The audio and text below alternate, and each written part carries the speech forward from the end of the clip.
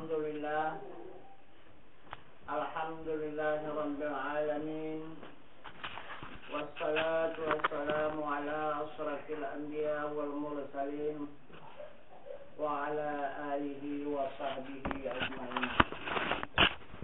Ashhadu an la ilaha illallah wahdahu la syarikalah wa ashhadu anna Muhammadan abduhu wa rasuluh la nabiyya ba'da, amma ba'du. Pertama-tama kita bersyukur kehadirat Allah Subhanahu wa taala beserta menyampaikan salawat dan salam atas junjungan kita yang besar Muhammad sallallahu alaihi wasallam dengan rahmat Allah beserta nikmatnya hingga pada saat malam hari yang berbahagia ini kita kembali dipertemukan Allah untuk meningkatkan ilmu dan iman kita kepada Allah Subhanahu wa taala, yang mana Nabi kita Muhammad sallallahu alaihi wasallam sangat memuliakan hambanya dan umatnya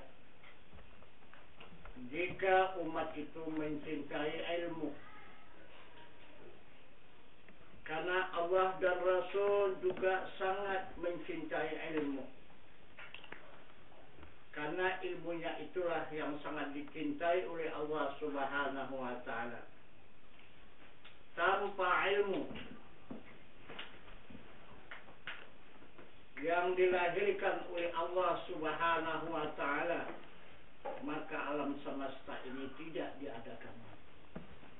Karena ilmulah maka jadilah alam semesta ini. Maka dari itu Nabi kita Muhammad sallallahu alaihi wasallam sangat mengharapkan dan menekankan kepada kita umat, jangan melalaikan ilmu. Jangan mendahulukan perbuatan kemudian membelakangkan ilmu. Karena kata Nabi kita Muhammad sallallahu alaihi wasallam, tidak akan mendapatkan kesenangan baik di dunia dan di akhirat tanpa ilmu. Ilmu itulah yang membawa kita keselamatan di dunia dan keselamatan di akhirat. Dan ilmu itulah yang membawa kita kepada kesenangan di dunia dan kesenangan di akhirat. Maka Nabi kita menyampaikan di dalam sabdanya yang berbunyi, man aradad dunia fa'alaihi bil ilmi. Dan jika kamu menginginkan kesenangan di dunia dengan ilmu. Wa man abadal akhirah fa'alaihi bil ilmi. Dan jika kamu menginginkan kesenangan di akhirat dengan ilmu. Man aradatuhuma fa'alaihi bil ilmi. Dan jika kamu menginginkan kesenangan kedua-duanya di dunia dan di akhirat, yaitu dengan ilmu. Sampai di mana perjalanan kita di dalam melaksanakan kewajiban menuntut ilmu. Maka dijelaskan lagi oleh Rasulullah dengan sabdanya, "Utlubul ilma minal bisin." Tuntut ilmu walau ke negeri Cina. Begitulah sangat pentingnya ilmu itu kepada diri kita umat ini. Begitulah Rasul mengatakan kepada kita umat, walau ke negeri Cina. Mesti kita jalani, kita seberangi untuk mendapatkan ilmu itu. Tanpa ilmu kita kiamat. Jika kita menyempurnakan ilmu, maka kita diberikan Allah keselamatan. Kemudian seberapa lama diberikan waktu kita di dalam menuntut ilmu ini. Maka Rasulullah menjelaskan lagi di dalam sabdanya, "Utlubul ilma minal mahdi ilal lahdi." Tuntut ilmu dari buayan hingga kalian lahat. Tidak ada masa hatam, tidak ada tamat di dalam perjalanan menuntut ilmu Allah ini. Tamatnya adalah liang lahat. Jika kita berhadapan dengan liang lahat, maka tamatlah ilmu Allah ini.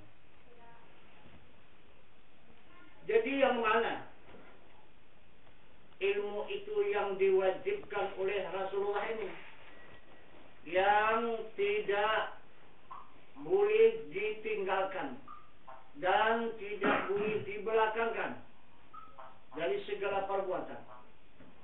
Ilmu apa? Maka Rasulullah mengatakan di dalam sabdanya lagi, "Talibul ilmi fariidatun ala kulli muslimin wal muslimat." Maksudnya bermula menuntut ilmu fardu ain, fardu diri atas muslim laki-laki dan muslim perempuan yang akil baligh. Tiap-tiap sudah berakal dan baligh, maka wajiblah menuntut ilmu itu, kata Rasulullah.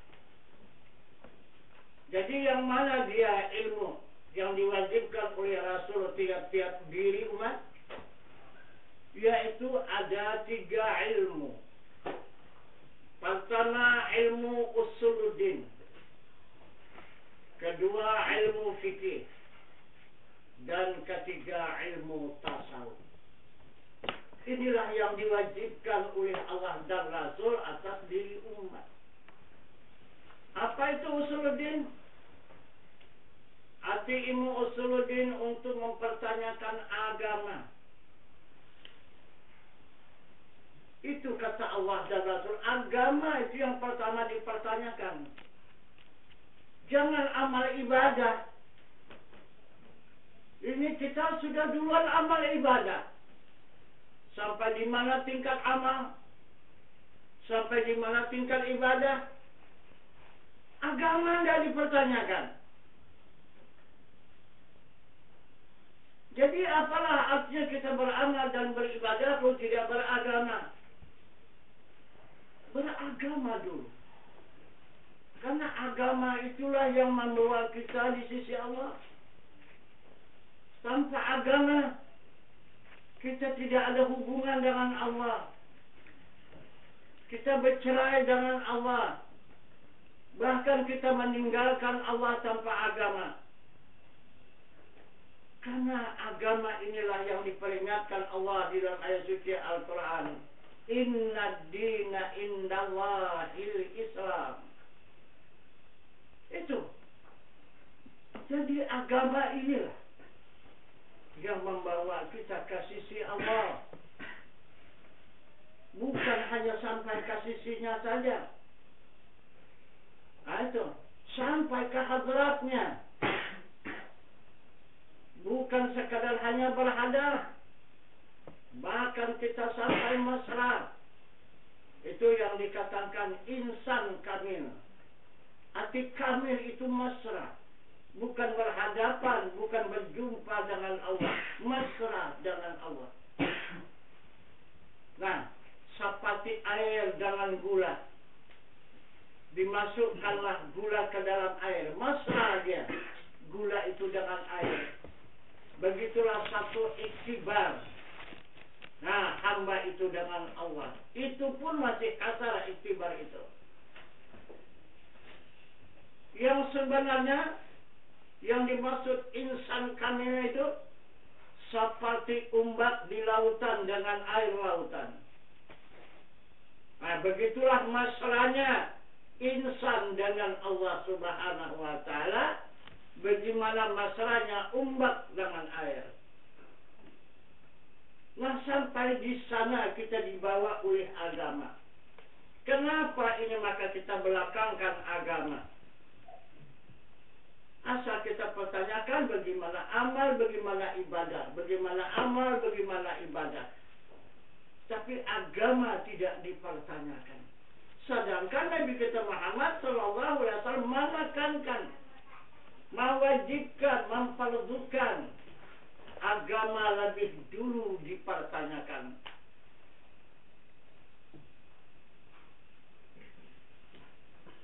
Itu yang dimaksud ilmu usul din. Usul pertanyaan din agama. Bertanya agama. Siapa itu agama? Siapa itu agama?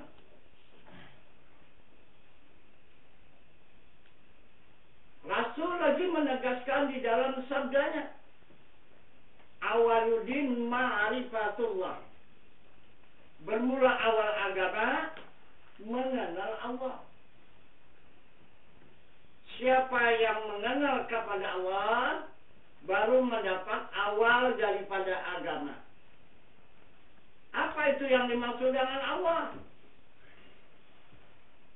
Yang dimaksud dengan Allah itu ada 4 martabat isinya. Pertama zat, kedua sifat, ketiga asma, dan keempat af'al. Itu yang wajib dipertanyakan. Yang mana yang dimaksud af'al Allah, perbuatan Allah? Mana dia? Kemudian, mana yang dimaksud dengan asma Allah? Di mana dia? Dan mana yang dimaksud dengan sifat Allah ataupun wajahnya, ataupun nurnya? Di mana dia? Dan mana yang dimaksud dengan zat Allah itu? Di mana dia? Dan siapa itu zat? Itulah yang wajib dipertanyakan, kata Rasul, tiap-tiap umat muslim laki-laki dan muslim perempuan yang akil balik. Jika sudah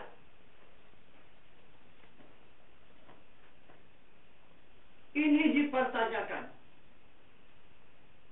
jika sudah ini mendapat jawaban, baru dihadap. Apa yang dihadap? Zatnya yang maha suci. Itu yang wajib dihadap. Zatnya yang maha suci. Itu yang wajib dihadap. Ini jangan ilmu tasawuf. Itu menurut daripada sunnah Rasul, usuluddin dulu, baru tasawuf. Yang ketiga baru fikih. Kalau di dalam sabda Rasul, usuluddin dulu, kedua fikih, dan ketiga tasawuf. Tapi yang sebenarnya adalah kita mengikut sunnah yang dikerjakan oleh Rasulullah. Usuluddin dulu, kedua baru tasawuf, yang ketiga baru fikih.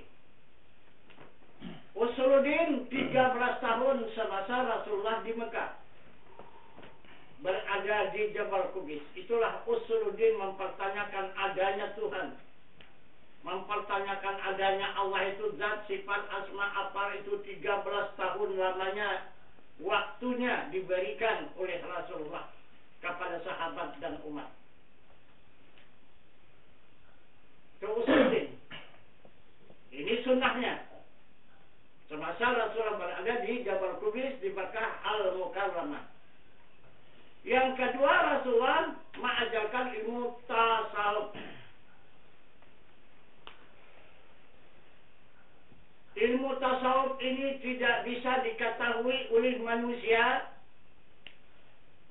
yang lain, atau malaikat pun juga tidak tahu, apalagi jin dan syaitan. Hanya yang dapat mengetahuinya hamba itu dengan Tuhannya. Itulah contoh Muhammad menghadap kepada zat Tuhannya perjalanan Isra dan Mi'raj. Para sahabat sahabat dan umat tinggal di Mekah Al-Mukarramah di Jabal Qubis. Para malaikat tinggal di langit. Dan panglima malaikat yang bernama Jibril tinggal di Sidratul Muntaha, di langit yang ketujuh. Dan Muhammad melewati alam nur 70.000 lapis, baru dia menghadap ke alam zat Allah Subhanahu wa Ta'ala. Tidak ada yang bisa mengetahui dan menyaksikan, hanya Muhammad dan Tuhannya. Itulah arti tasawuf. Tidak ada orang yang tahu hubungan diri kita dengan Tuhan. Hanya kita sendiri yang tahu. Dan Allah sendiri yang tahu dengan hambanya, yang bisa menghadap kepada dirinya. Itu arti tasawuf. Nah, jika sudah kita bertasawuf, baru kita punya iman. Ini yang dimaksud iman. Karena sudah diketahui diri Allah itu, kemudian baru dihadap. Ini yang dikatakan iman. Nah, jika sudah punya iman, iman inilah yang dibawa turun. Turun kemana? Turun ke syariat. Turun ke syariat. Itulah melakukan amal ibadah. Itulah hijrah. Arti hijrah ini berpindah. Tidak lagi di Mekah, maka pindahlah ke Madinah. Itu sunnahnya yang dilakukan oleh Nabi kita Muhammad SAW. Jadi barulah di Madinah itu ada perbuatan salat 5 waktu sehari semalam. Ada puasa pada bulan suci Ramadan. Ada pengeluaran zakat harta yang sampai nisab. Dan kemudian melaksanakan ibadah haji. Ini hijrah ke Madinah. Inilah fikih. Jadi ilmu fikih ini dikajakan dengan ilmu syarat, rukun, sah, batal, halal, haram, makruh, dan mubah. Itu. Jadi inilah perjalanan Rasulullah menyampaikan agama Allah di muka bumi ini, yang disampaikannya kepada umat. Pada tahun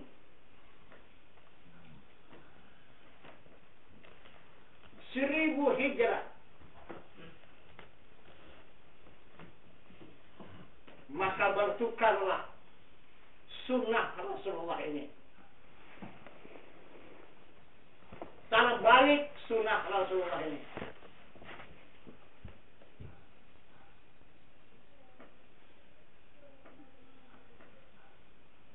Kenapa maka terbalik?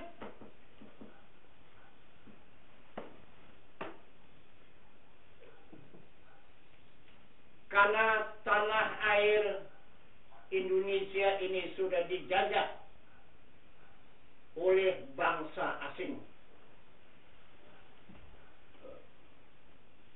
Bukan saja tanah air yang dijajah, bahkan termaksudlah agama yang dijajah. Kenapa maka sampai ke agama? Karena penjajah itu takut. Jika agama ini berjalan, jika agama ini berkembang di tanah air Indonesia, tidak akan lama penjajah itu berada di tanah air Indonesia ini. Pasti akan dituntut oleh bangsa Indonesia. Jika bangsa Indonesia mengerti dan paham tanah air ini milik dia, jadi akhirnya bangsa ini diperbudak oleh penjajah itu. Tidak dibenarkan mengembangkan agama Islam di tanah air Indonesia ini. Siapa-siapa yang mengembangkan agama Islam di tanah air Indonesia ini, maka hukumnya dipancung, tidak akan diberikan hidup lagi, dan tidak ada penjara. Kalau penjara nanti bisa lepas dan sebagainya. Ini asal dia dapat pancung, jadi nggak takut dia lagi lepas dari penjara. Nah, itu terbaliknya peraturan agama ini. Maka tidak sedikit ulama kita yang terbunuh. Dari mulai Al-Khalat itu terbunuh. Bukan lagi dibunuh, dipancung, bahkan dicincang. Bahkan dibakar jasadnya menjadi abu. Dan abunya dibuang ke sungai. Begitulah hukum yang berlaku di atas orang yang beragama Islam di Indonesia ini.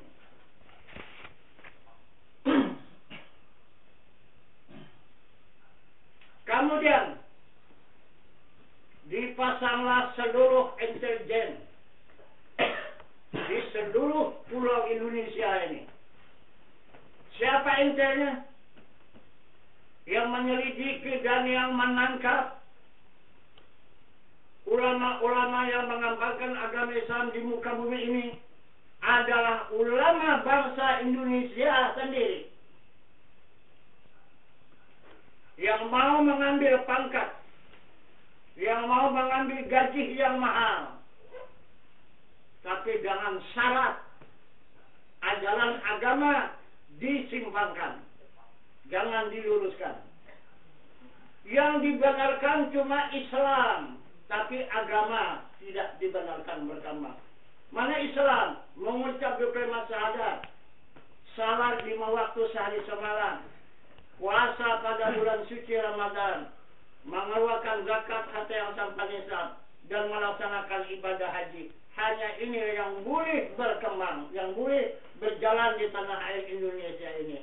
Kalau ini memang dibantu, ini memang disemarakan, karena penjajah itu dia memandang dan mengetahui kalau sekadar ini bangsa Indonesia yang dikerjakan, itu adalah bangsa yang sangat bodoh.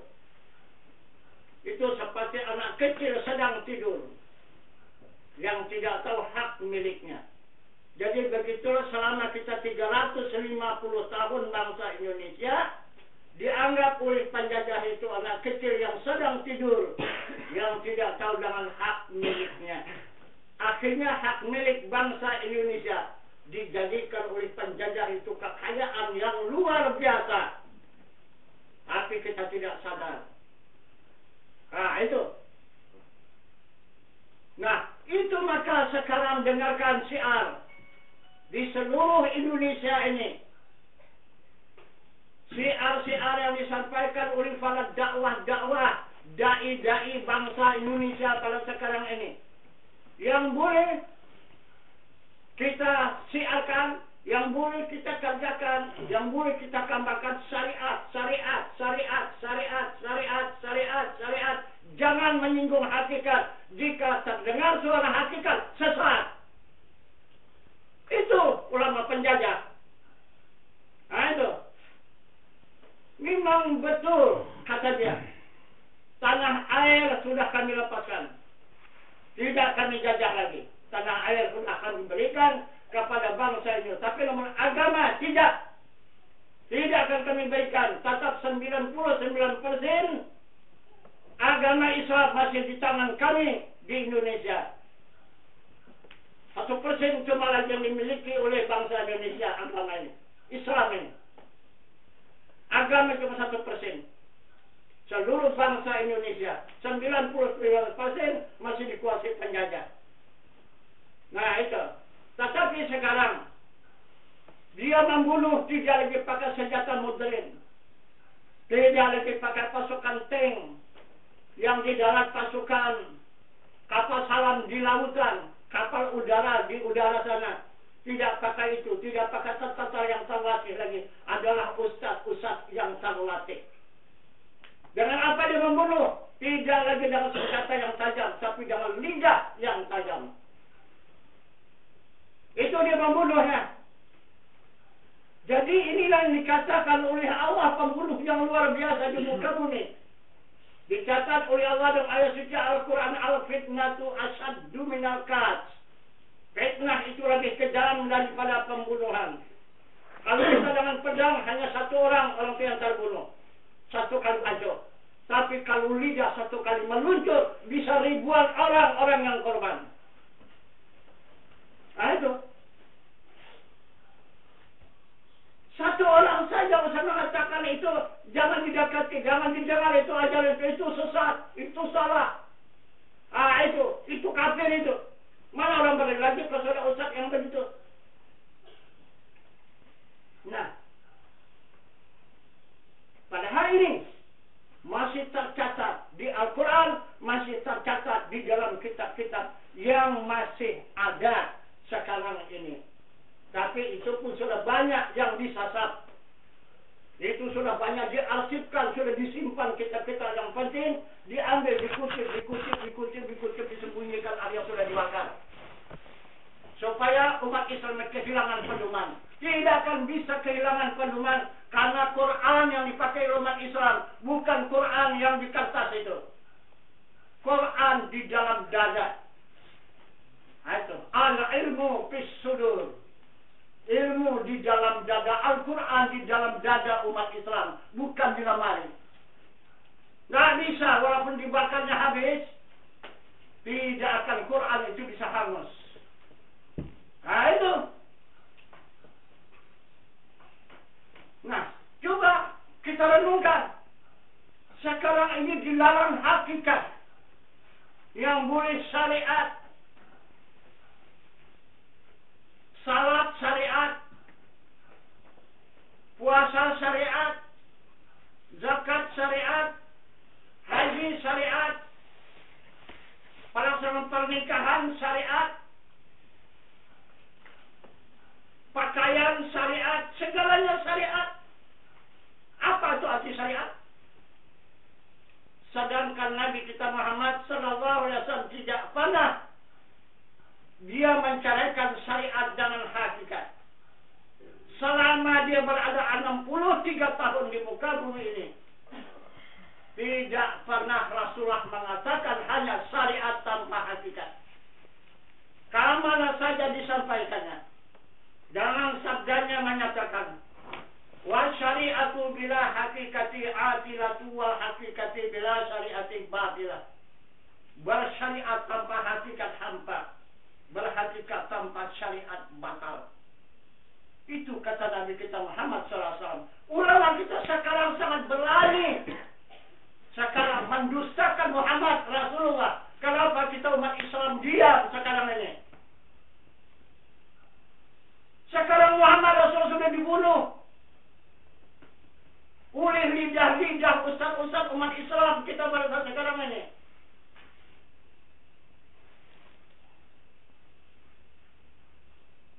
Tidak ada lagi Muhammad Rasulullah kekasih Allah yang mengembangkan agama Allah di muka bumi ini. Penggantinya adalah ustaz-ustaz inilah sekarang. Yang mengganti Rasulullah di muka bumi mengembangkan agama Allah. Maka berani dia memperubah syariat saja tanpa hakikat. Coba kita renungkan, coba kita periksa arti syariat itu apa dan arti hakikat itu apa. Arti syariat itu perbuatan, arti hakikat itu hak. Artinya yang hak, yang benar. Jadi Rasulullah menganjurkan kapan berbuatlah tapi yang benar. Salatlah tapi yang benar. Berzakatlah tapi yang benar. Berpuasa tapi yang benar. Laksanakan ibadah haji tapi yang benar. Inilah. Tidak peduli yang benar, yang penting kerjakan. Itu yang penting kerjakan. Tidak penting benar, jangan tidak ikuti, tidak mau tahu. Ini sekarang. Jadi apa lagi artinya kalau kita tidak ada kebenaran lagi? Kalau hanya pekerjaan saja yang ada kebenaran. kebenaran tidak ada, untuk apa?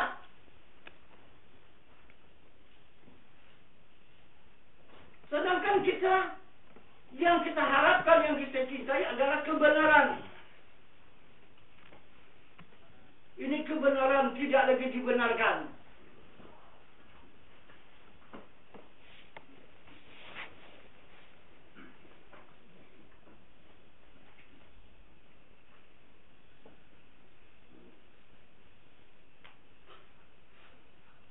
Boleh kita pertanyakan, kemana aja, silakan. Kita bebas mempertanyakan ke ustaz mana saja. Kita banyak berhubung dengan ustaz. Nah, itu. Coba tanya. Minta izin ustaz. Wajibkah kita ini melakukan salat? Ya, wajiblah. Baik. Yang saya pertanyakan ini salat dengan secara hakikat. Bagaimana melakukannya, Ustaz? Kalau syariat ini Pak Ustaz anak kecil pun tahu. Yahudi Nasrani pun mengerjakan salat. Bahkan ada yang jadi imam pun. Pendeta Nasrani, pendeta Kristen. Jadi imam di masjid. Coba. Pendeta. Terjadi baru nih. Daerah kita ini. Coba. Siapa yang tahu? Kalau tidak dia mau nikah, di situ terbukalah identitas dia, tidak tahu bahasa itu adalah orang Nasrani. Nah, padahal sudah disetujui dia menjadi imam. Bacaan fasih Al-Quran, Al-Quran hadis dia lancar. Nah, itu maka kita tidak bisa tertipu masa soal itu. Soal syariat. Nah, itu. Kalah kita syariatnya. Nah, coba itu dipertanyakan. Nah, kalau misalnya pelaksanaan ibadah haji, minta izin Ustaz. Kita untuk melaksanakan ibadah haji. Nah, bagaimana secara hakikatnya kalau kita melaksanakan ibadah haji ini? Kalau syariatnya sudahlah. Semua orang bisa melaksanakannya asal ada duit. Tapi secara hakikat bagaimana? Wah, itu tidak bisa. Yang penting kita syariat. Berarti Ustaz mendustakan Rasulullah. Berarti Ustaz itu adalah membatalkan adanya Rasulullah di muka bumi ini. Karena hadis Rasulullah tidak pernah hadis Rasulullah memisahkan antara syariat dan hakikat. Ya boleh saja kalau kita jangan menghantam. Tak ada kita masa dipecat jadi guru begitu begini, nggak ada. Tapi kalau Ustaz juga banyak yang bertanya, oh lantaran dia mau jadi guru itu. Itu. Ini tidak. Dia yang guru kita bertanya. Itu.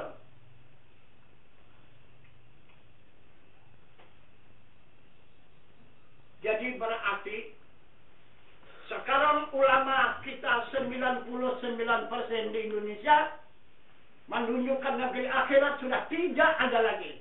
Kita masih tenang, umat Islam tidur di muka bumi.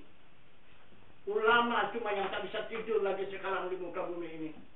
Saking sedihnya memikirkan bagaimana nasib umat Islam di muka bumi pada saat sekarang ini. Tidak ada akhirat lagi. Ya, kalau sudah ada semua syariat, dunia ini saja semata. Akhirat tidak ada. Akhirat itu hakikat.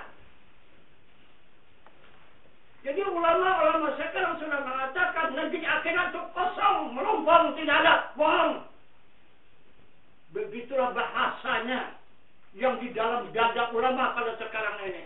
Tapi umat Islam senang tidur di muka bumi, dikatakan oleh ulama negeri akhirat itu tidak ada, bohong, melompong. Itu. Coba kita analisa. Coba kita pikirkan tuh.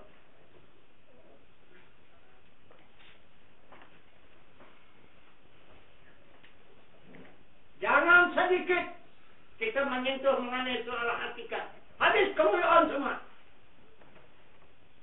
Itu. Saya nyentuhlah sedikit aja. Soal hakikat. Wah, itu salah, itu sesat. Ini bawa sidang bakul pakam.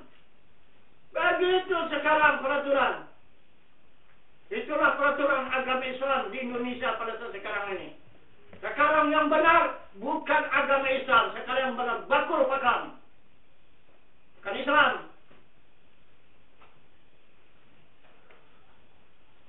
Saya yang sudah masuk ke Bakur Fakam.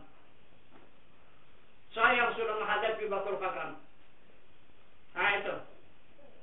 99% di depan saya yang saya hadapi. Tidak ada 1% pembela saya, tidak ada. Kosong. Tidak ada, hanya saya sendiri aja. Nah itu. Itu pada tahun 80 saya sudah berhadapan dari seluruh lapisan masyarakat.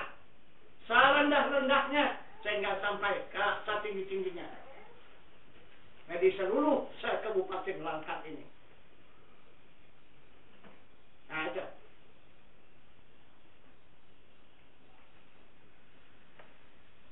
Cuman saya diberi waktu 1 minggu saja lagi hidup di muka bumi ini. Itulah keputusan yang sudah dirancana oleh mereka 1 minggu saja. Nah itu. Saya hidup di muka bumi itu. Datuk di Allah itu. Nah. Karena itu yang mengasih tahu langsung sama saya itu adalah komandan pada saat itu yang di Jalan Gandhi pasukan apa? Laksus ya. Itulah komandan Laksus itu langsung berhadapan sama saya mengatakan waktu di kantor di kantor kejaksaan di pinggir. Nah itulah. Nah itu. Jadi siapa dulu namanya itu?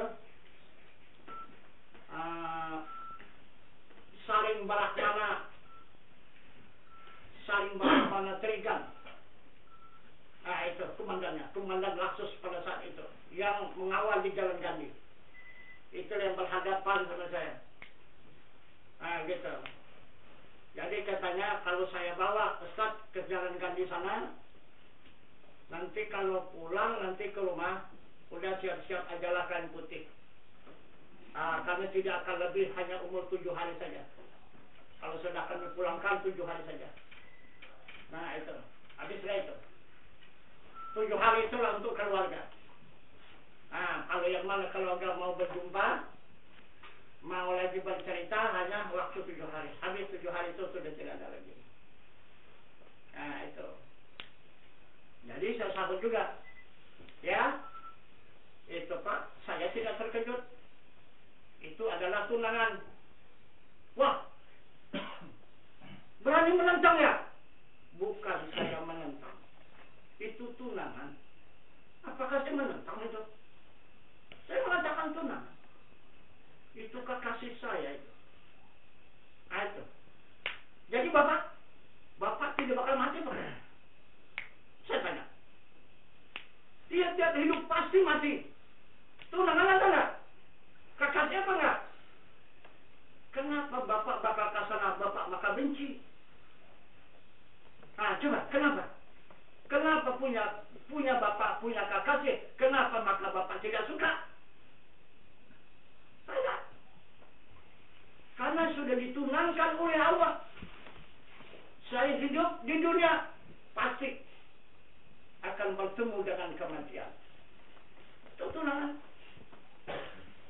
Itu. Bukan karena saya menentang. Nah, saya mengikuti pepatah orang tua. Karena saya lahirnya dari orang tua. Apa pepatah orang tua? Takut karena apa?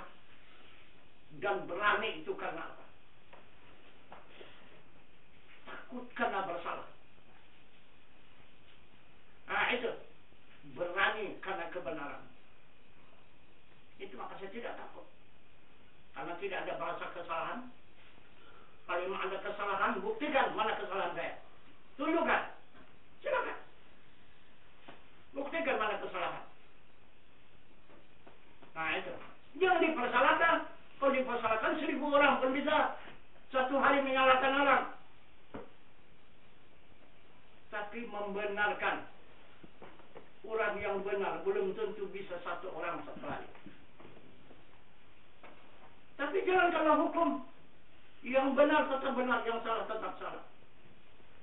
Kalau tidak, pasti akan kembali. Kalau pasti Bapak menghukum saya. Pasti hukum yang berlaku pada saya balik kepada diri Bapak. Bagaimana nanti saya sengsaranya, lebih itu nanti Bapak rasakan. Itu pasti saya jamin. Tuhan di hadapan kita ini, Pak. Saya bilang, saya diam ya. Itu. Sebentar ya, saya lapor ke Kodim dulu ke sini. Siap. Tinggal saya di kantor kejaksaan, berangkat dia ke Kodim. Itu, tempuh 1 jam. Ini sudah 3 jam, saya tunggu apapun tak datang. Rupanya pun pulang. Tak berani juga saya lagi. Itu. Oh, dah tak ada lagi. Saya pun pulang. Tidak jadi dibawanya ke jalan kaki. Itulah pada tahun 80. Nah, saya menjalankan, mengembangkan agama ini. Itu maka saya tidak ada keraguan, tidak ada kesangsian itu. Nah, itu. Jadi, yang mana lihat mereka mau membunuh, maka mereka terbunuh semuanya. Tidak ada yang selamat, terbunuh semuanya. Yang mana mereka punya niat untuk membunuh, maka dia pun terbunuhlah semua. Tapi bunuh tidak wajar. Semuanya neraka. Itu. Ada yang hangus jasadnya. Sudah tinggal jasad, tinggal apa? Tinggal mayat, hangus, terbakar. Itu. Kalau mau tahu dulu, siapa namanya Kua Kecamatan Pelangtawalang? Siapa namanya coba? Siapa Kua Kecamatan Pelangtawalang yang meresmikan masjid di 90? Siapa? Diresmikannya masjid 90. Iya kan? Padahal dia sudah tahu bahwa ada masjid di sini. Diresmikannya lagi masjid di sana. Berapa ratus meter jaraknya ini? Itu. Karena apa? Maka dijadikannya 2 masjid. Sedangkan di sana hanya 20 orang penduduknya pada saat itu. Yang menandatangani menjadi anggota Jumat itu adalah wanita, perempuan. Sahminan namanya. Itulah Kua Kecamatan Padang Tawalang. Nah, jadi apa kata dia? Kalau ada ustaz yang tidak senang nanti keputusan saya ini, saya meresmikan 90 ini adalah masjid. Suruh datang ke rumah saya, tidak pernah rumah saya tertutup, dan kantor saya pun tidak pernah terkunci. Silakan dia datang. Saya bilang, alhamdulillah kalau dia mau seperti itu. Nanti malaikat yang datang mewakili saya. Berapa hari? Berapa hari kan? Tak sampai 1 bulan tegang. Hangus semua seluruh jasadnya. Mulai tanya sekecamatan Banyumas Selamat. Terbakar jasadnya itu. Mayatnya itu terbakar. Coba di dunia sudah dibuktikan neraka. Sampai 2 masjid diresmikannya Jati 1 dan 91. Itu. Saya bukan sekepun tanya kepada ulama yang sebanyak 1000 tahun salat Jumat. Tidak akan diterima Tuhan salat Jumat di situ. Apalagi Jati lebih parah. Hanya bikin dosa aja itu.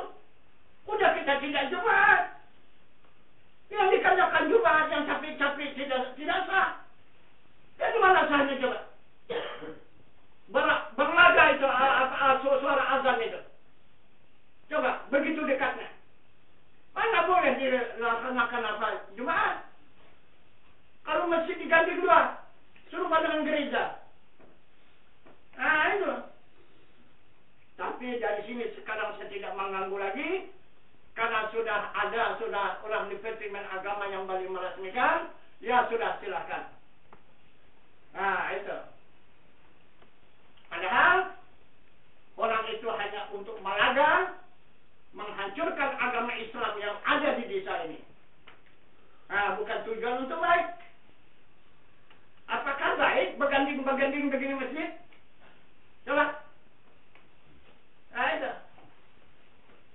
Cuman karena kita melihat di peraturan hukum, karena kita yang dimenangkan oleh Allah, karena kita yang pertama duluan. Mereka cuma hanya mengadakan penipuan. Macam seperti 90 pertama rumah pengajian dibikin. Sesudah pengajian baru dibikin atas surau. Dibikin mihrab. itu sesudah surah boleh jadikan masjid. Ini sah ini. Hukum dari mana aja sekarang? Karena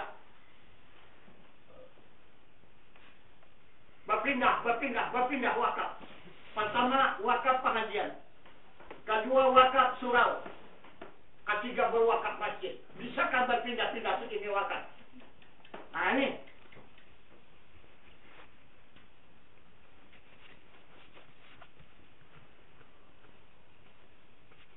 Kalau ini dari mulai pertama tahun berapa? Ah, berapa ibu ini tahun berapa didirikan masjidnya di sini? Ah itu. Barangkali belum tahun 50 sudah didirikan masjid di sini. Kemudian di situ atas mufakat musyawarah dan mufakat masyarakat di sini dipindah ke situ. Itu juga tanah wakaf. Nah itu. Nah jadi karena itu mau dibangun sempit, hanya pas-pas tapak masjid itu saja kecil, maka dipindahkanlah kembali. Jadi yang di sana dinilang, diduitkan, maka digantikanlah kembali. Sekarang dipindah di sini. Nah, jadi masjid yang lama dari semenjak tahun 50 sampai sekarang ini aja. Tidak ada masjid yang lain. Kok bisa ada muncul masjid 90, kok ada muncul masjid di Jati. Itu apa itu? Itu masjid Yahudinya semua kan itu. Bukan umat Islam punya itu. Kenapa? Maka masjid diadakan tandingan. Cuma Yahudi punya. Nah, begitulah kita sekarang di dalam agama Islam ini tidak akan bisa mulus kita menjalankan agama ini. Sangat banyak tantangan dan rintangan, bahkan yang paling banyak ujian. Ujian itu luar biasa. Itu. Karena sekarang kita sudah berada di 99% dengan berimbang hanya 1%. Itu. Tapi baru ini jamaah kita yang dari negeri Belanda sana yang mengetahui rahasia Belanda itu yang menjajah tanah Indonesia ini, asalnya 5% lagi bangsa Indonesia ini beragama, 95% tidak beragama lagi. Baru bulan puasa baru ini. Nah itu. Memang orang Indonesia asalnya, tapi dia ini adalah penjelajah mencari ilmu, sehingga sampai sekarang dia berada di negeri Belanda. Maka sekarang di negeri Belanda disayangi oleh orang Belanda itu. Karena dia itu adalah perancang membuat kapal. Apa kapal besar, kapal tanker, kapal apa itu dialah itu. Artinya perancangnya membuat kapal itu. Itu. Jadi itu maka sangat disayangkan oleh orang Belanda itu. Jadi dia tidak senang juga kalau tidak mencari agama yang sebenarnya. Pikir dia berada di negeri Belanda itu, disitulah dia mendapatkan agama ini yang sebenarnya. Terbukti tidak ada. Itu maka akhirnya sampai juga dia kemari. Disitulah dia membuka rahasia itu. Apa rahasia Belanda yang sebenarnya menjajah tanah air Indonesia? Dia adalah untuk mengambil kekayaan tanah air Indonesia ini. Karena tanah air Indonesia ini adalah yang sangat mewah dan yang sangat subur. Dan sangat menguntungkan. Maka dari itu dia habis-habisan kekuatan dia dikerahkan untuk menguasai tanah air Indonesia ini. Nah, tetapi supaya dia kekal, supaya dia lama, supaya jangan dituntut dia menguasai tanah air ini adalah agama. Kalau agama berkembang dia tidak tahan lama, pasti dia tercampak. Nah, maka ditekannya agama habis-habisan. Itu. Jadi sekarang tanah air lepas menjadi milik bangsa Indonesia, tetapi namun agama Islam tetap dimiliki dia lagi. 99%. Begitulah keterangan yang baru kita dapat. Itu.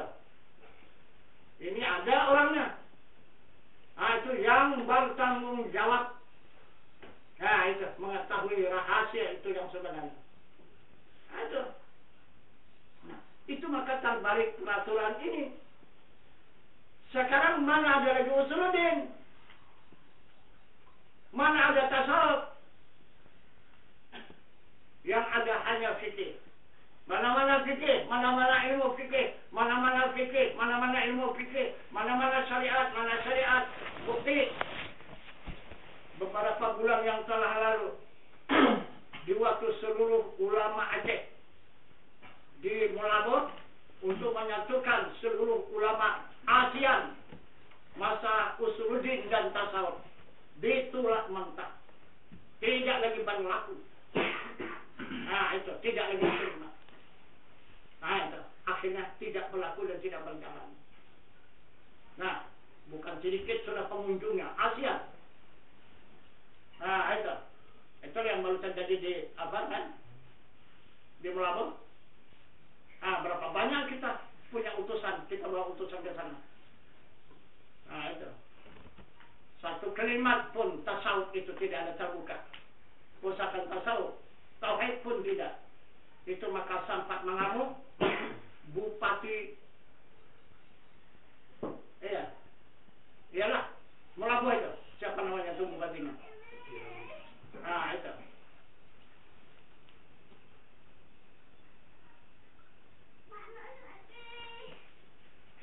Jadi itulah yang terkuat di sana, di Aceh. Karena di Aceh ini ada sebahagian tidak bisa dijajah oleh Belanda dulu. Penjajahan Belanda cuma hanya sampai Lok Semawi. Ke dalam tidak bisa. Nah, itu pun sekarang musnah. Yang tidak bisa dimasuki Belanda itu dulu, bisa dimasuki penjajah, itu pun parah. Nah, sekarang ini tidak pun lagi mata putih, penjajahnya mata hitam. Ini yang berat, ini mata hitam nih. Nah itu karena kita tidak tahu mana kawan mana lawan. Kalau dulu bertanda kan, wah ini putih, ini musuh nih. Kalau sekarang yang mencoba-coba. Nah itu satu selimut pun bisa sekarang mancung kita. Nah itu.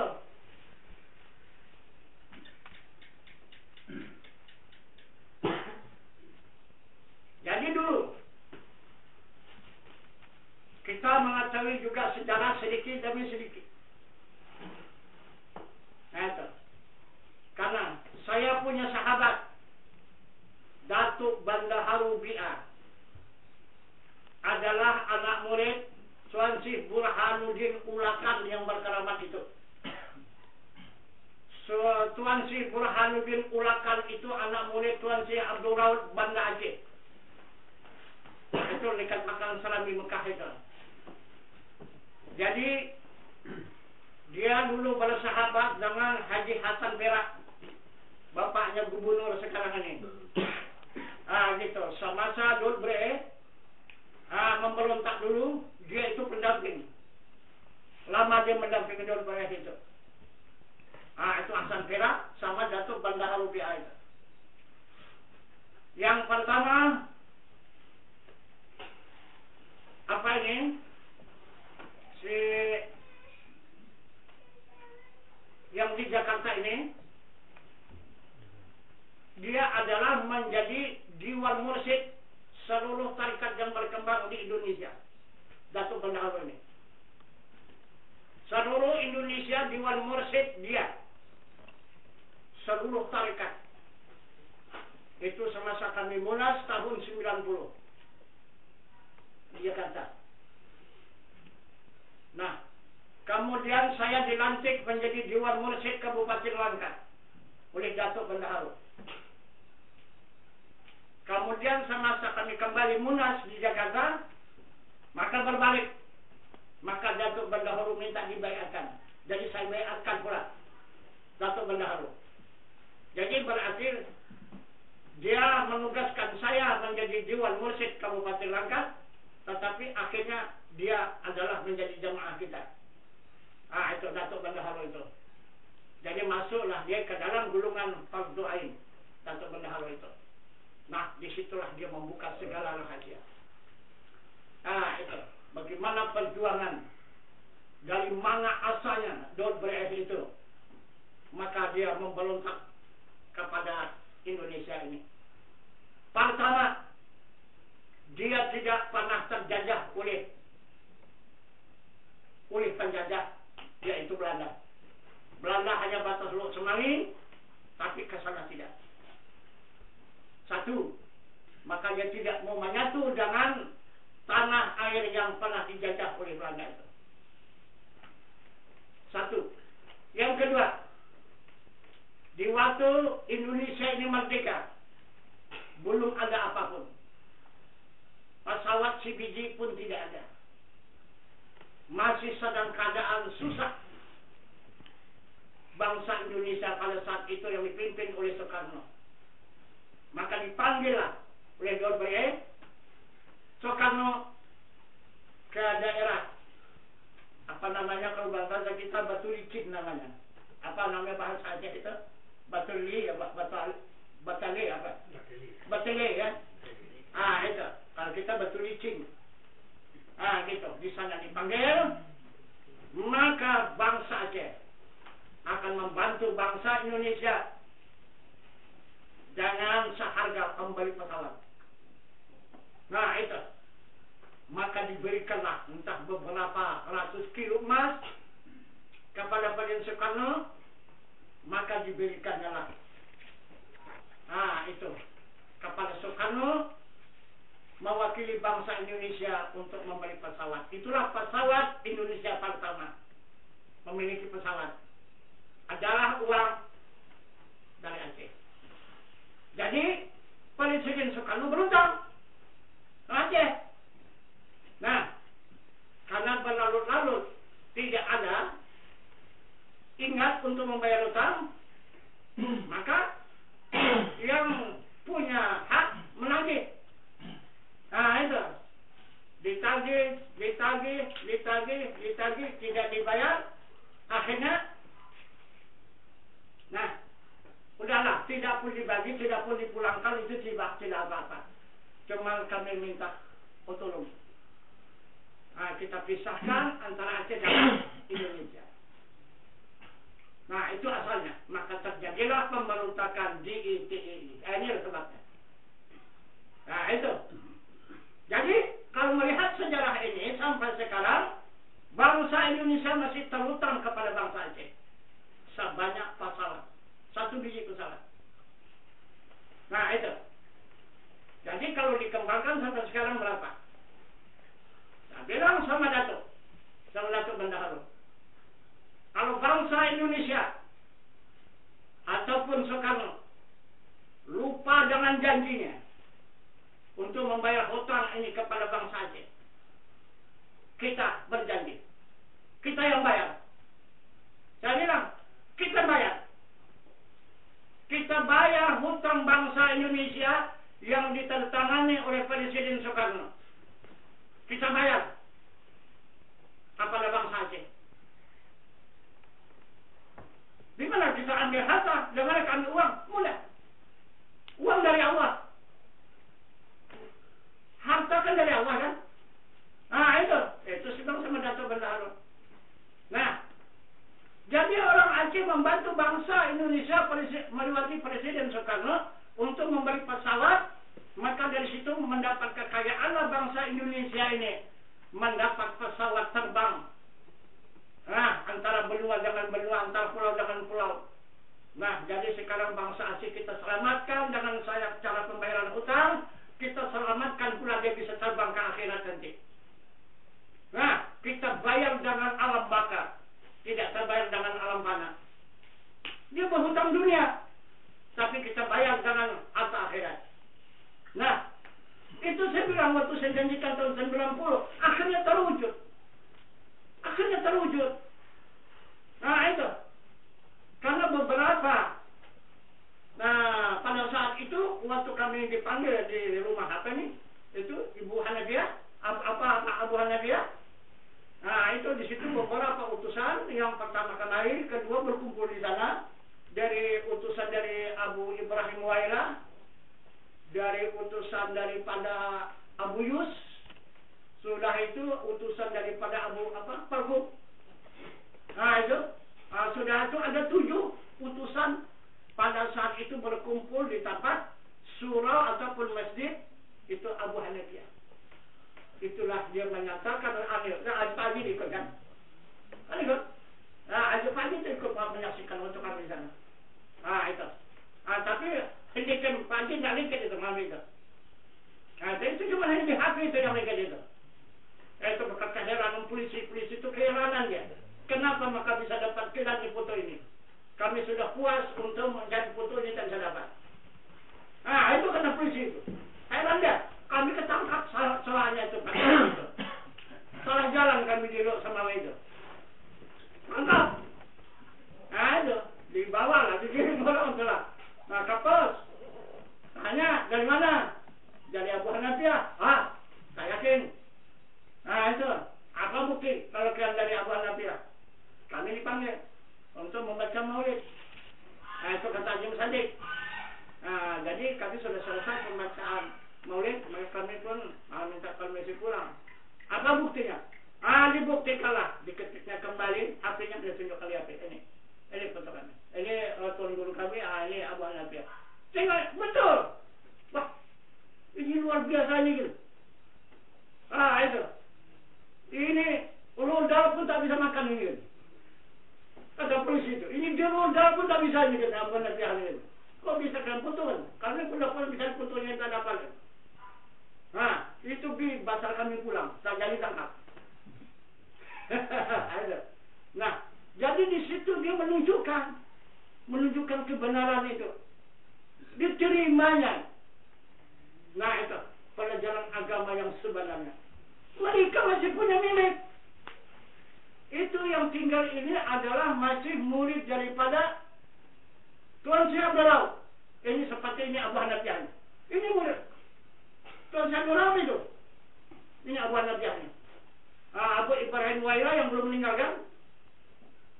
Itu yang di apa? Yang di Malabo. Itu baru meninggal itu. Itu juga. Sudah itu Abu apa? Perkum itu. Perkum apa? Apa namanya? Telkum. Telkum. Rungkuk. Itu. Ada 7 waktu kami di situ ada 7. Karena orang itu utus-utusan dulu kemarin sebelum pertemuan kami di Usmawiyah itu. Jadi utusannya masing-masing, ini utusan dari sini, utusan dari sini, utusan dari sini. Nah, jadi semua utusan itu melaporkan kepada Abu itu masing-masing, maka Abu itu mengakui ini memang kebenaran. Cuma dikatakannya ini yang kalian jumpai ini adalah secara kerasulan. Tapi kita tidak memiliki itu. Kita cuma hanya kenabian. Kita tidak dapat lagi menyebarluaskan agama ini, cuma hanya untuk pakai untuk keluarga. Kalau untuk menyebarkan secara umum sudah tidak bisa. Tapi yang kalian jumpai ini adalah bisa mengembangkan secara umum. Adalah yang mewarisi kerasulan, yang untuk mengembangkan agama ini. Kita tak bisa. Kita cuma hanya kenabian. Hanya untuk pakai sendiri. Untuk dikembangkan tidak bisa. Nah, itulah pengakuan beberapa orang ulama di Aceh. Itu. Tahun berapa itu ya? Setahun yang lewat ya? Setahun yang lewat lah. 3 tahun tuan. 3 tahun yang lalu. 3 tahun yang lalu ya? Itulah. Masa masih disusu. Iya.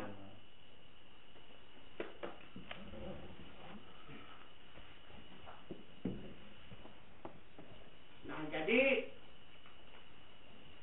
alhamdulillah, walaupun begitu tantangan dan rintangan perjalanan agama Islam di tanah air Indonesia ini,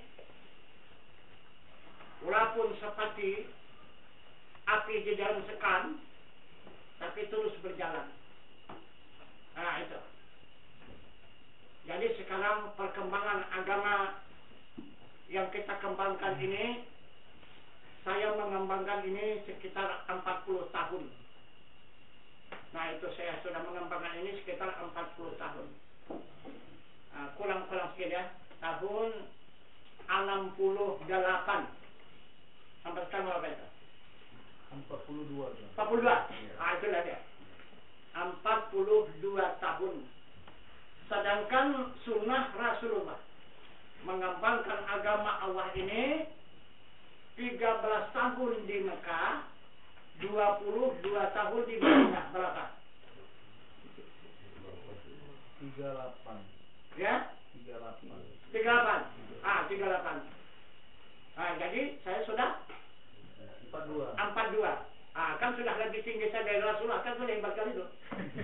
Ah, ya. Coba. Masih juga berjalan. Rasulullah cuma hanya 38 tahun. Habis. Ah, dihatamkan Allah. Ah, kita sudah 42 tahun. Ah, itu. Sudah melebihi berapa itu? 4 tahun ya? 4 tahun. Ah, itu. Bahkan saya pikir dulu, saya sampai faktur yang dikatakan oleh Rasulullah 63 tahun, barangkali ini pulang, saya pikir kan. Pas pula, kena panggilan sakit kan, memang cukup berat. Nah, inilah jalan pulang. Nah, itu, pada tahun 2001. Nah, itu, karena saya melaksanakan ibadah haji tahun 2000 kan. Nah, 2001 kena lah. Nah, itu. Itu sakit yang luar biasa. Ah, itu. Rupanya belum juga pulang. Nah, gitu. Masih dilanjutkan lagi. Ah, itu. Nah, jadi pada saat sekarang ini, kira-kira ada barangkali 2 bulan ya, lepas kita pertemuan kita sama apa itu, sama Abu Najjar ini, maka dipanggillah saya ke Jakarta. Nah, gitu.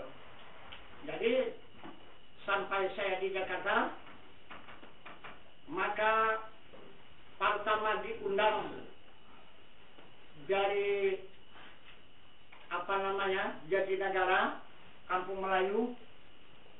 Di situ bahagian keturunan orang ini, orang India, yang pedagang-pedagang apa itu Kalimantan itu, minta dibaiatkan 38 orang. Nah, saya baiatkanlah di sana. Kemudian kami dipanggil lagi ke Bogor, di puncak yang sangat dingin itu, di hotel yang luar biasa dinginnya, tanpa AC, tapi dinginnya luar biasa, melebihi AC lagi. Nah, apa kerja? Hanya membaiatkan. Nah, di situ 1 hari 1 malam di situ yang berbaiat orang apa sana? Orang Bandung. Semua dari Bandung ke situ dia berkunjung untuk menerima baiat. Kemudian pulang kami dari puncak, kembali kami ke apa? Ke Cibubur. Ke apa? Apa namanya? Di daerah apa itu? Lubang Buaya tuh. Kampung Melayu. Bukan, ke Kampung Melayu tuh. Lubang Buaya. Nah, daerah Lubang Buaya. Di situ kan rumah Pak Ridwan di situ. Kemudian dipanggil ke Bekasi, juga daerah orang pedagang Farmata, itu Kalimantan yang banyak, yang dipimpin oleh syekhnya yang bernama Tajudin, orang dari Kalimantan. Itu. Jadi di situ saya diminta membaiatkan sebanyak 50 orang. Itu. Jadi di situ banyak orang Malaysia, orang Singapura ikut dari situ. Ada orang pedagang-pedagang semua itu. Kemudian selanjutnya kami dipanggil lagi ke Banten. Itu. Di Tangerang. Di pesantren Ashabul Naza yang dipimpin oleh kiainya Agus Ghafurur Rahim. Nah, di situ seluruh yang mengajar di pesantren itu 76 orang gurunya, semua minta dibaiatkan. 25 orang tamatan Mekah, 25 orang tamatan Madinah, 26 orang tamatan Mesir. Berarti itu dunia di situ. Jadi itulah kata Pak Abu Hanafi hari itu kan. Itu nanti yang berkembang ini bukan saja di sini di Aceh dan bukan saja di Sumatera Utara. Ini nanti ilmu ini berkembang di seluruh dunia. Tidak ada beberapa bulan terwujud. Itu kan orang dunia itu. Jadi menunjukkan di dunia tidak ada lagi yang bisa menyelamatkan umat secara hakikat. Karena tidak ada lagi tempat pembayatan itu tidak ada. Itu tidak ada. Untuk tempat penyerahan diri kepada Allah itu tidak ada lagi. Sesuai dengan Al-Quran, wa tawakkal 'alal hayyil ladzi la yamut. Serahkan dirimu kepada Tuhanmu yang hidup yang tiada mati. Di dunia sudah tidak ada lagi tempat hamba Allah ini untuk menyerahkan dirinya kepada Tuhannya. Tidak ada lagi yang bisa mempertemukan diri hamba dengan Tuhannya, tidak ada. Itu bukti dunia. Itu.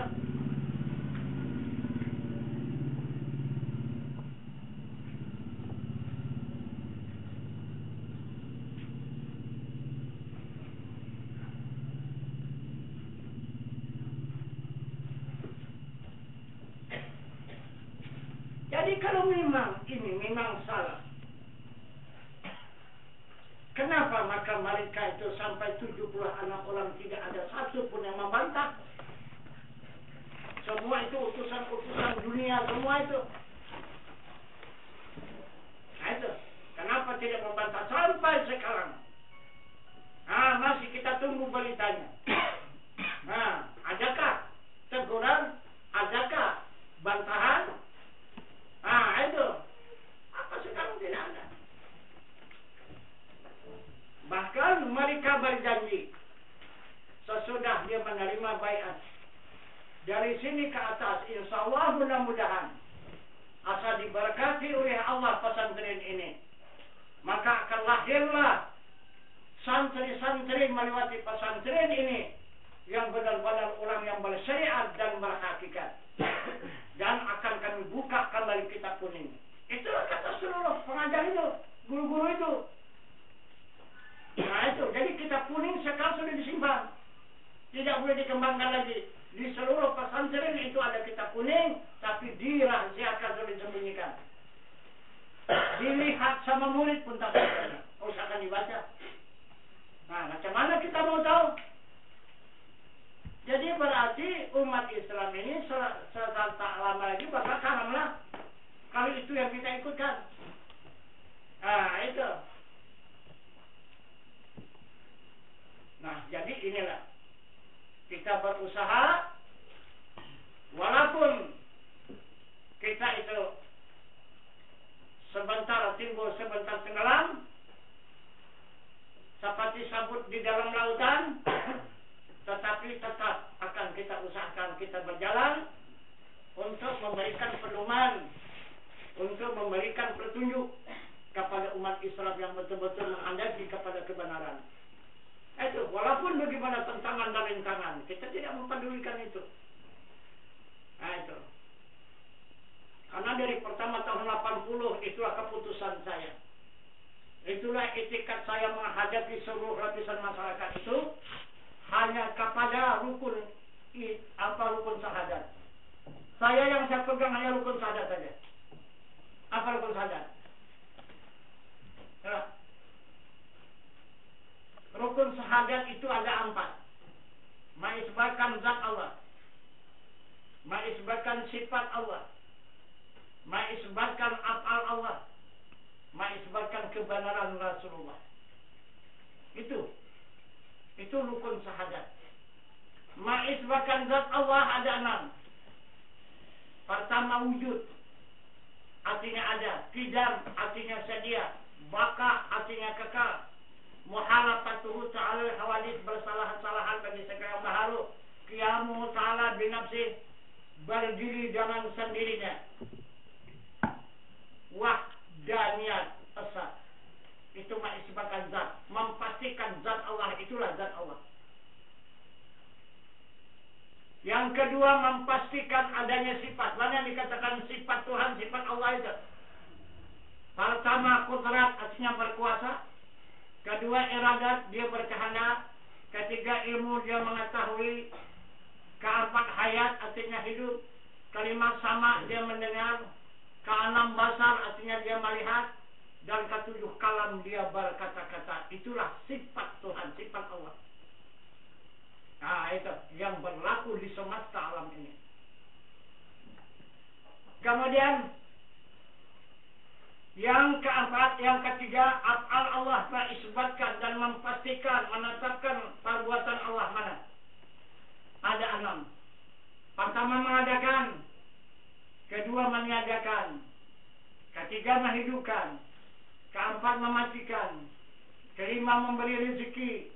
Keenam, menunjukkan jalan yang sempurna. Ini perbuatan Allah. Tidak ada siapapun yang berkuasa. Nah, itu melakukan itu kecuali Allah Subhanahu wa ta'ala. Ini yang saya pegang. Nah, itu. Saya yakin dihidupkan oleh Allah. Berarti tidak ada orang yang bisa mematikan saya. Nah, itu kecuali Allah yang menjadikan. Nah, itulah pegang saya. Dia mengadakan, dia meniadakan. Tidak ada yang bisa meniadakan. Tidak ada yang bisa menghilangkan saya kecuali yang mengadakan. Nah, dia menghidupkan dan dia yang mematikan. Tidak ada siapapun yang bisa mematikan. Kecuali dia yang menghidupkan, itulah yang bisa mematikan.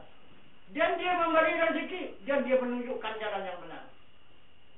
Itulah pegangan saya, itu rukun syahadat. Nah, itu. Barulah timbul kerasulan. Mana dikatakan kebenaran Rasul. Pasti dia diri Rasulullah. Mana dia? Siddiq, amanah, tabligh, fatanah. Nah, itu dikatakan Rasulullah. Diri Rasulullah. Siddiq artinya benar. Amanah, kepercayaan. Tabligh artinya menyampaikan. Fatanah, bijaksana. Inilah dikatakan Rasulullah. Nah, itu bukan orang. Nah, siapa yang menuduh orang? Sesat itu. Nah, itu.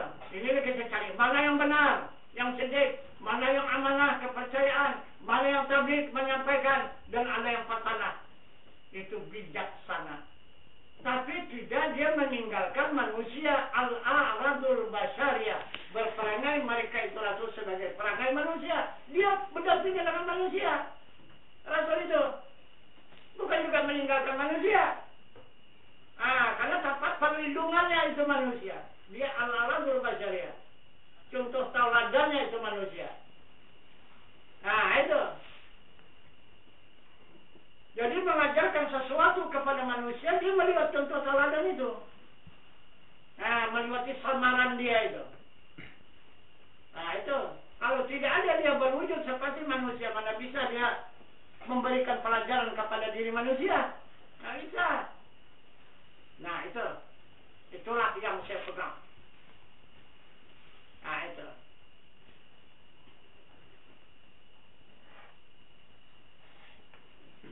Nah, jadi kemudian beberapa hadis yang sudah kita sampaikan tadi.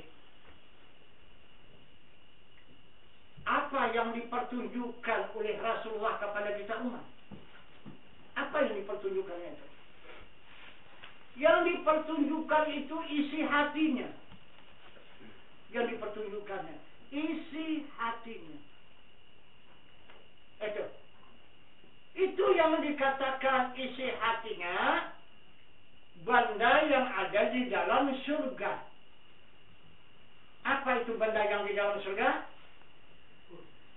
Itulah 3 buah bajana yang ada di dalam surga itu.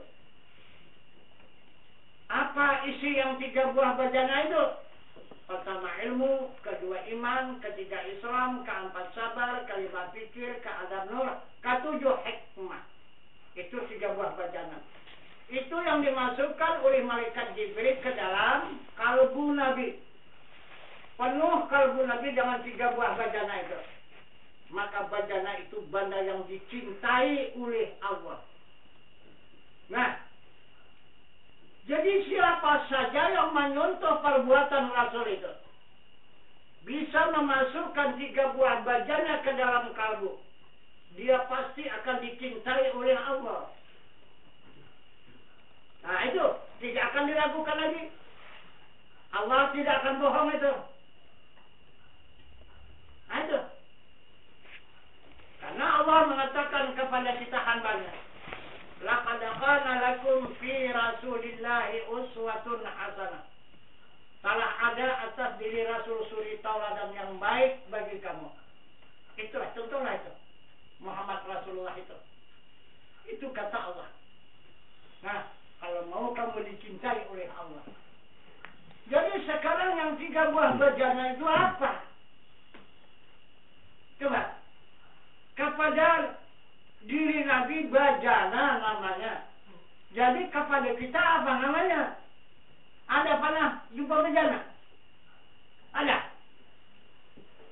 Coba, apalah bejana itu? Coba apalah? Barangkali kita cuma hanya mengatakan aja itu bejana itu. Tapi apa aja? Itu. Jadi bejana ini Rasulullah mengatakan, mempertunjukkan kepada kita umat. Ini dengan hadisnya tadi, talibul ilmi faridatun ala kulli muslimin wal muslimat, berbulan menuntut ilmu fardu ain atas muslim laki-laki dan muslim perempuan yang akil balik. Yang mana ilmu yang diwajibkan atas diri muslim 3 ilmu. Pertama ilmu usuluddin, kedua ilmu fikih, dan ketiga ilmu tasawuf. Ini 3 buah bejana. Ini bejana usuluddin, fikih, dan tasawuf kepada kita umat. Nah itu. Ini Rasul mengatakan. Nah, di dalam dada Rasul bejana namanya, sudah pindah ke dalam dada umat ilmu namanya. Nah, jadi inilah yang dijadikan oleh Rasulullah pusaka. Ini dia pulang kepada Allah, tidak dibawanya, ditinggalkannya di muka bumi ini.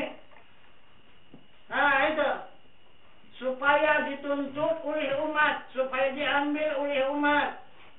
Karena ini pusaka Rasulullah. Siapa yang cinta kepada Rasulullah, maka dia akan mengambil pusakanya. Jadi pusaka Rasulullah ini adalah harta Allah. Itu maka ilmu ini ilmu tauhid, ilmu Tuhan. Inilah yang akan membawa kita kepada Tuhan. Ilmu tauhid, ilmu Tuhan. Ini pusaka Rasulullah.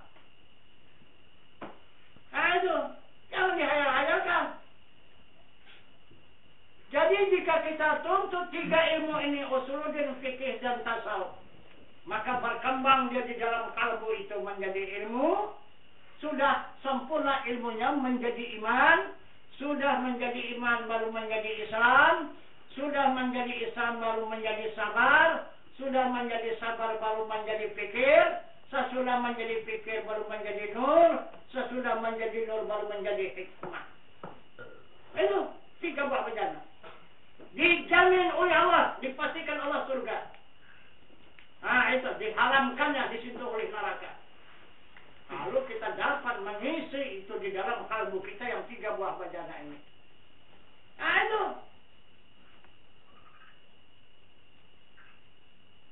Inilah pusaka Rasulullah. Jadi sekarang kita itu membagi-bagikan pusaka Rasul. Nah itu. Siapa yang kepingin? Siapa yang yakin? Nah itu kepada pusaka Rasulullah. Karena dengan jalan pusaka Rasulullah inilah jalan keselamatan kita kembali kepada Allah, mendapatkan jalan ihdinas siratal mustaqim, untuk mendapatkan jalan yang lurus, jalan yang diridai oleh Allah Subhanahu wa taala. Nah itu. Kalau dia tak dapat. Nah, jadi inilah barangkali sebagai tambahan pelajaran kita pada malam ini untuk meningkatkan ilmu dan iman kita kepada Allah Subhanahu wa taala, dan kemudian boleh kita lanjutkan kembali dengan usuluddin. Karena usuluddin ini 13 tahun ini, itu diberikan waktu oleh Rasulullah kepada kita umat untuk menjalankan usuluddin ini. Baru nanti naik ke tasawuf. sudah tasawuf, baru fikih, baru melakukan amal ibadah. Ini usuluddin yang tidak ada, apalagi tasawufnya sudah amal ibadah. Apa tak kemana-mana amal ibadah, yang ke sungai, yang ke laut, yang ke parit, tak kemana-mana. Coba. Jadi yang parah lagi di dalam salat kita itu kita, salat bukan tanggung, sudah berbisul sudah kepalanya untuk sujud kan? Untuk sujud lebih bisul, bukan lagi baca lagi berbisul udah. Ya saking lamanya sudah sujud kan? Tapi apa yang kita lakukan sujud itu? Sujud karena sumpah. Itu tanda karena sumpah. Itu lihat. Ara'aita alladhi yukadzibu bid-din fadzalika alladhi yad'u al-yatim wa la yahuddu 'ala ta'amil miskin. Fawailul lil musallin alladzina an salatihim sahun. Kalau sumpah apa enggak? Tahukah kamu orang mendustakan agama kata Allah? Orang yang mendustakan Tuhannya, agama itu Tuhannya. Orang yang tidak menyantuni anak yatim, yang tidak membantu kepada fakir dan miskin. Fawailul lil musallin alladzina an salatihim sahun. Celaka orang yang salat. Itu yang dikerjakan. Coba. Kalau boleh bersuara, pecah alam ini suara Tuhan. Mengatakan, celaka kamu hambaku. Tapi karena tiada huruf, tiada suara, tidak didengar oleh manusia dan binatang, maka kita tenang-tenang saja Tuhan mengatakan celaka kepada hambanya. Coba, asal kita kerjakan salat, celaka kata Tuhan. Coba. Fawailul lil musallin alladzina an salatihim sahun. Celaka orang yang salatnya yang lalai dari ingatan. Tidak mau menghadap Tuhannya salatnya itu. Nah, coba lihat di dalam kitab pembuka rahasia ketuhanan. Apa kata Tuhan di sana? Barang siapa ingatannya itu kepada dunia, maka dunia itulah Tuhanmu. Aja mana? Coba. Kalau tukang ternak, dua tuh Allahu Akbar. Bismillahirrahmanirrahim. Lampak sambung dua. Itu Tuhan. Itu kata Tuhan itu Tuhan kamu. Jangan bilang. Berarti apa yang tadi dua? Kalau jalan kantor mulai itu, sampai bawah. Pulang ke sana kasih nanti. Coba buka. Kitab Kasrul Asrar namanya, pembuka rahasia ketuhanan. Jangan. Sedangkan kita diperingatkan oleh Allah, salat itu kemana? Wa aqimis salata li dzikri. Tegakkan salat, ingat aku. Jangan ingat kambing, ingat lembu, ingat harta, keluarga, anak cucu dan sebagainya. Aku, kata Tuhan. Kenapa? Katakanlah kullu syai'in khaliqun ila wajha. Sesuatu itu rusak lagi binasa. Jangan kamu ingat itu, jangan kamu sembah itu. Itu aku jadikan itu semua akan rusak dan binasa. Yang tidak rusak, tidak binasa, wajah. Wajahku dan zatku. Itu, ke sana. Ke sana kau berhadap, ke sana kau menyembah. Nah juga, itu juga yang kita kerjakan. Wajah dunia juga yang kita hadap. Tak mau kita menghadap wajah akhirat. Yang mana juga. Nah, itu karena kita tidak mengikuti petunjuk Allah. Nah itu. Karena kita meninggalkan usuluddin. Meninggalkan pertanyaan.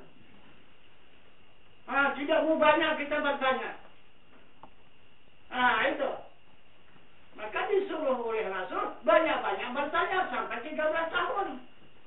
Jangan kamu bosan mempertanyakan adanya Tuhan itu. Nah itu. Sebelum nyata Tuhan itu, jangan kamu berhenti menanyakannya. Jika nyata, hadaplah. Sudah kamu hadap, lalu. Kau nyatakanlah. Kau siarkanlah, kau tunjukkanlah. Itu kepada ahli keluargamu. Itulah syariat.